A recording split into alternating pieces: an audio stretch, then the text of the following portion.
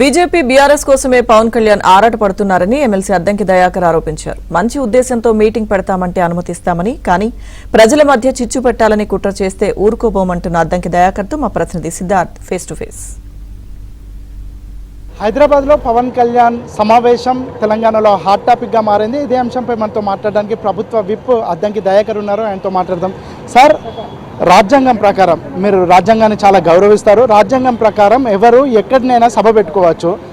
పవన్ కళ్యాణ్ తెలంగాణలో సభ పెట్టుకోవాలనుకుంటే పర్మిషన్ ఇవ్వట్లేదు. కనీసం ప్రెస్ మీట్ పెడతా అంటే మీరు పర్మిషన్ ఇవ్వట్లేదు. అసలు ఎందుకు?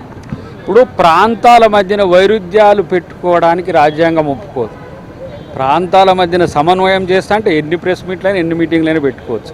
ఇప్పుడు జరుగుతున్న సమావేశం యొక్క ఉద్దేశం ప్రాంతాల మధ్యన ప్రాంతంలో అంతర్గతంగా కూడా విద్వేషం రెచ్చగొట్టే విధంగా ఉంది. కాబట్టి ప్రభుత్వం కానీ కోర్టు కానీ ఇప్పుడు ఏమన్నది నిరాకరణ చేసింది. ఎందుకనంటే తెలంగాణ ఏర్పాటు రోజు నాడు తెలంగాణ మీద గౌరవం ఉంటే ఇలాంటి వైరుధ్యాలను పెంచే ప్రయత్నం మిత్రుడు పవన్ కళ్యాణ్ చేసేవాడు కాదు. కాబట్టి బీజేపీ కోసం ఈ ప్రయత్నాలు మానుకోమని చెప్పి, ఎందుకు బీజేపీ కోసం అని మీకు అంటున్నా, ఎవరో ప్రయోజనాల కోసం నువ్వు బలి కావద్దని చెప్పి పవన్ కళ్యాణ్కి నేను తెలియజేస్తాను. గతంలో అనేక సార్లు యాత్రలు చేశాడు, అనేక ప్రెస్ మీట్లు నిర్వహించాడు, వారాహి యాత్ర కూడా చేశాడు. అప్పుడు పవన్ కళ్యాణ్తో లేని ఇబ్బంది ఇప్పుడు ఎందుకు వస్తుంది మీకు? ఆ రోజు ఎందుకు లేదు, నీకు ఎందుకు పర్మిషన్ ఇచ్చినాం, ఈ రోజు ఎందుకు ఇస్తలేవని ఒక్కసారి ఆత్మపరిశీలన చేసుకో. ఇప్పుడు జరుగుతున్న పరిణామాలన్నీ పాజిటివ్గా ఉన్నాయా? సో తెలంగాణ ఆంధ్ర ప్రజల మధ్యన వైరుధ్యాలను సృష్టించే దానికి ఎవరికి నైతిక హక్కు లేదు కదా, ఎవరికి రాజ్యాంగ హక్కు కూడా లేదు కదా. అంటే కొట్టుకోవడానికి నాకు అవకాశం ఇవ్వమని చెప్పి పర్మిషన్ అడుగుతున్నావు నువ్వు. అట్లా ఇస్తారా ఎవరైనా ప్రభుత్వం? అంటే కాసేపు క్రితమే పవన్ కళ్యాణ్ ఒక ట్వీట్ పెట్టాడు. తెలంగాణ రాష్ట్ర ఆవిర్భావ దినోత్సవ శుభాకాంక్షలు చెప్తూ తెలంగాణ ఉద్యమం కోసం పనిచేసినటువంటి ప్రతి ఒక్కరికి ధన్యవాదాలు చెప్పడము, తెలంగాణ అమరవీరులకు నివాళులు అర్పించారు. అంటే ఆయన అంత పాజిటివ్ కోణంలో ఉన్నప్పటికీ మీకు అన్ని అనుమానాలు ఎందుకు వస్తున్నాయి పవన్ కళ్యాణ్ పైన? అంతకుముందు ఏమన్నాడు, తెలంగాణ ప్రకటించగానే 11 రోజులు ఉపవాసం ఉన్నా అన్నాడు. తర్వాత తెలంగాణ వాళ్ళ కళ్ళు పడి ఏంది కోనసీమ మొత్తం ఎండిపోయింది అన్నాడు. మరి దీన్ని ఎట్లా అర్థం చేసుకుందాం?